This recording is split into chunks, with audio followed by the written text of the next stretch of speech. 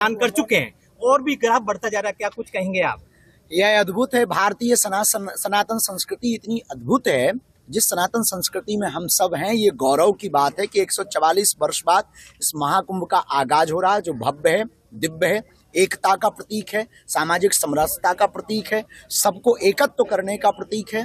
और अन्य जितने भी दुनिया के मजहब हैं, उनमें इतनी संकुचित स्थिति है कि वो कहते हैं कि अन्य लोग काफिर हैं, केवल हमारे ही अपने। और हमारे सनातन धर्म की महिमा देखो, स्टीव जॉब्स की वाइफ भी आकर के कमला बन जाती हैं, वो भी डुबकी लगा लेती हैं, फ्रांसीसी भी डुबकी लगा लेते हैं, अमेरिकन भी डुबकी लगा लेते हैं। और हम उस सनातन परंपरा से आते हैं कि दोनों हाथ फैलाकर पूरी दुनिया का स्वागत कर रहे हैं कि वसुधैव कुटुंबकम, आइए आपका महाकुंभ में स्वागत है। अच्छा, बागेश्वर धाम जी, आप बागेश्वर सेना एक आप लोग शुरू कर रहे हैं, क्या विस्तार रहेगा, कौन कौन होंगे, कहाँ तक सीमित रहेगी? अभी इस बार हमने 19 जनवरी को आदिवासी जनजागरण महासम्मेलन रखा और पूरे देश के लगभग 22 बसें आपके राजस्थान की गई, जिसमें 1200 आदिवासी परिवार महाकुंभ की तरफ यात्रा में निकले थे। वो बागेश्वर धाम पर उस आदिवासी जनजागरण सम्मेलन में सम्मिलित हुए।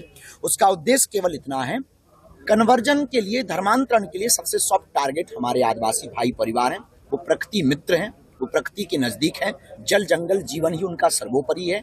उन धर्मांतरण करने वाली ताकतों को रोकने के लिए, धर्म विरोधी ताकतों को देश निकाला करने के लिए हमने एक नया अभियान छेड़ा है। हर गांव मोहल्ले में अब हनुमान चालीसा बागेश्वर मंडल बनाएंगे, ताकि भविष्य में, कालांतर में हिंदुत्व के ऊपर अगर कोई उंगली उठाएगा और कोई भी धर्मांतरण करेगा, उसे देश निकाला किया जाए। आज तक गर्मियों की छुट्टी होने वाली थी, मेरे पापा आने वाले थे, तो हम लोग सभी खुश थे। तो मैं एक बेड पे चढ़ के डांस कर रहा था, लेकिन वो पहले ही आ गए। फ्रीज। तो मैं उस समय तो कंटिन्यू नहीं कर सकता था, तो फ्रीज फ्रेम टाइप का हो गया। कसम पैदा कर